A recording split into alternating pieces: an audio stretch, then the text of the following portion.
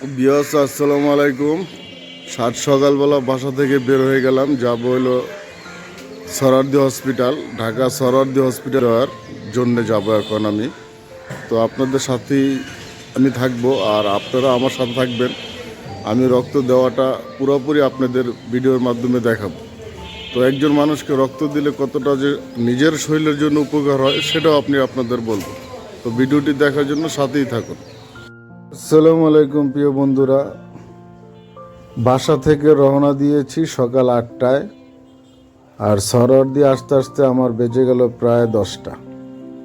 তো আমি এখন ভিতরে যাওয়ার পরে রোগী দেখব, দেখার পরে আমরা চলে যাব রক্ত ডোনেটের জন্য। তো সাথেই থাকুন আপনারা। রক্ত দেওয়ার জন্য যা যা প্রসেসিং করা দরকার ছিল সবই সম্পূর্ণ হয়েছে। সম্পূর্ণ হওয়ার পরে এখন আপনারা দেখতেই পারতেছেন রক্ত টানতেছে আমার হাত থেকে। আমার বাম হাত থেকে রক্ত টানতেছে, ডান হাতে চেক করছে না, খুঁজে পাচ্ছিল না, তারপরে বাম হাত থেকে নিচ্ছে। তো আমি মনে করি রক্ত যদি আমরা কেউরে দেই, ডোনেট করি, তো আমার কাছে মনে হয় আমার নিজের শরীরটা ভালো লাগে।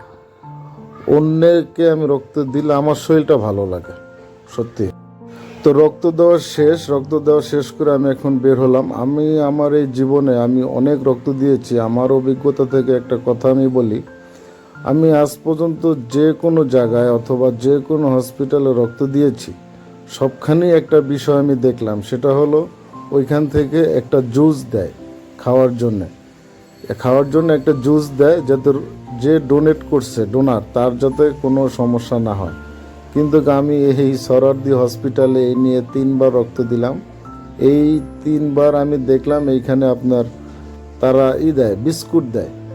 তো রক্ত দেওয়ার পরে বিস্কুট দেয়, এটা আমি কোথাও দেখিনি এবং আমার